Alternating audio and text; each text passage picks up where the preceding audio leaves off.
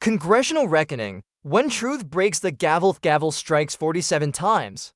Each blow echoes through marble halls like a judge's verdict repeated until truth surrenders to repetition.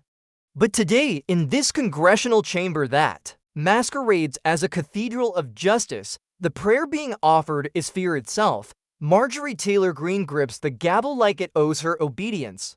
Her spine rigid, chin tilted in theatrical authority, lips carved into granite determination. But her eyes dart frantically. She's not in control, merely performing control while the performance crumbles in real time. Behind her looms a projection screen displaying damning evidence, a photograph of David Leffilt, head of USA fencing, captured mid-celebration with 2 fingers raised in victory. But in this digitally manipulated version, those fingers have been blurred into one, a middle finger thrust defiantly skyward. The man himself sits mere feet away, staring at his own twisted likeness with the hollow expression of someone reading his obituary while still breathing. Point of order, Madam Chair. Melanie Stansberry's voice cuts through the manufactured chaos with surgical precision. You're not just lying to this room, you're assaulting truth in front of a nation. Greene's response is instant, desperate. That is not a point of order, Mr. Stansberry. Sit down.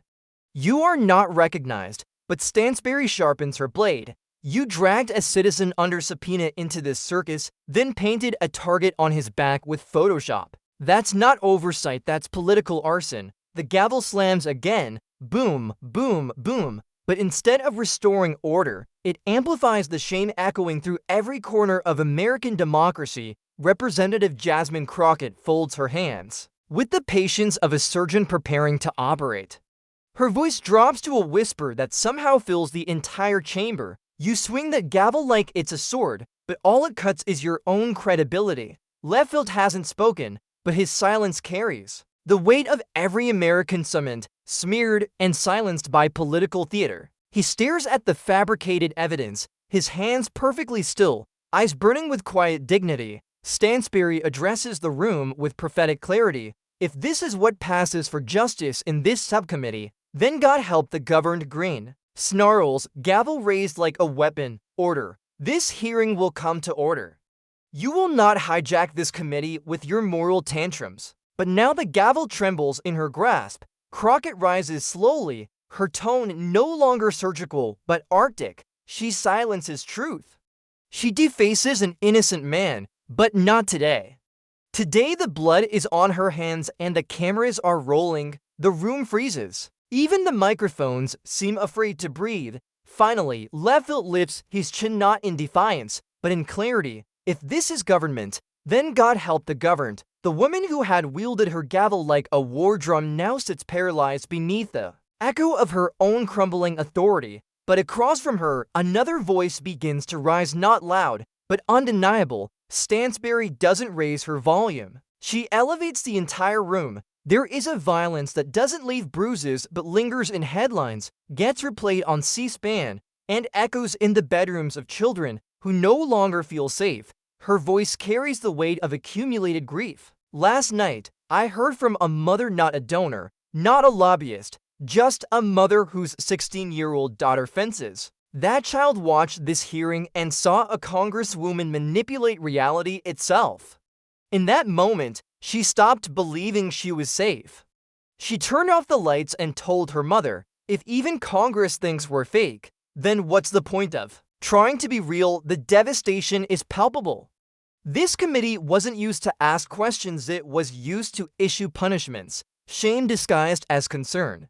You didn't expose fraud, you created it, pointed at the smoke, and shouted fire. Crockett leans forward, her words steel that remembers how to cut. They fear us not because we break rules, but because we remind them what real rules sound like. Now Leffilt stirs. For too long he's been still, now he's not. I almost didn't come today, not because I fear microphones, but because I was afraid speaking wouldn't matter. I've coached kids for 27 years, girls who train barefoot on concrete floors because their identity disqualified them from proper gyms. They come to fencing because the blade doesn't care who they are. His voice carries 27 years of watching dreams deferred, This week they saw my face twisted into hatred and asked if their dreams were next. I wasn't mocked as an individual, I was used as a warning to every child who's tried to be whole in a system built to erase them. The gavel remains untouched. The silence that follows isn't control, it's judgment. But Greene attempts one final gambit, her voice cracking with desperation. Perhaps we can return to fairness. Girls across America are losing titles and scholarships because policies pretend biology doesn't exist. Kash Patel seizes the moment like a predator sensing weakness. Governance isn't grief management, it's rule management. We cannot rewrite competition because stories made us uncomfortable. His words drip with the condescension of a man who measures angles before ethics. Behind him, staffers shuffle papers nervously. The manila folder marked Patel Transactions 2022 sits unopened, but not unnoticed. Every camera in the room has found its mark. Crockett stands with the deliberateness of someone preparing a blade she knows exactly how to use. She places papers on the table like evidence at trial, each sheet positioned with courtroom precision. You want to talk about waste? Let's play a game that'll make your donors squirm. Trump or trans? The room doesn't just twitch, it convulses. Aid members lean forward. C-SPAN operators adjust their angles. This isn't just theater anymore, it's surgery. Which one fired the pandemic response team 2 years before COVID, then spent $140 million of taxpayer money golfing while Americans died alone in hospital beds? Which one tore families apart at airports, locked children in cages, then told us it was about protecting national character? Which one declared war on journalists, called scientists liars, and told Americans that bleach was a miracle cure while morgues overflowed? Each answer lands like a gavel striking a coffin. Trump, Trump, Trump. Patel's silk over steel authority begins to fray. This committee is not your late-night monologue, Congresswoman. But Crockett has found her rhythm, and nothing can stop a blade that's tasted blood. Structure? Interesting word from a man who treats subpoenas like junk mail. She gestures toward the manila folder. We know who funds your silence, Mr. Patel, and we'll make noise. Silence crashed through the chamber like a tsunami of judgment. Greene makes one last desperate grab for control. This is about protecting real girls from biological males taking their opportunities. Crockett's response comes swift as lightning, devastating as thunder. What I'm going to ignore is the fantasy that this hearing was ever about girls, fairness, or sports. If it was, you have invited actual athletes instead of distorting photographs and weaponizing teenagers. This isn't oversight, it's camouflage for your own corruption. The words hang in the air like smoke from a political funeral pyre. She delivers the final blow with surgical precision, each word measured for maximum impact. This was never about sports. It's about scapegoats and the cowards who need them too. Stay in power. You manufacture crisis to distract from your crimes. You target children to hide your adult failures. The gavel doesn't fall. Something else does. The mask, the pretense, the entire charade. Greene sits motionless, her authority hemorrhaging in real time. Patel checks his phone repeatedly, no signal, but the headlines are already writing themselves. Trump inner circle cornered on Capitol Hill. Greene's hearing collapses under truth's weight. When gavels fail, nations listen. Staffers begin the slow exodus of the politically dead. Camera operators zoom in on Greene's face, the exact moment when power realizes it's powerless. Crockett doesn't sit down. She doesn't declare victory.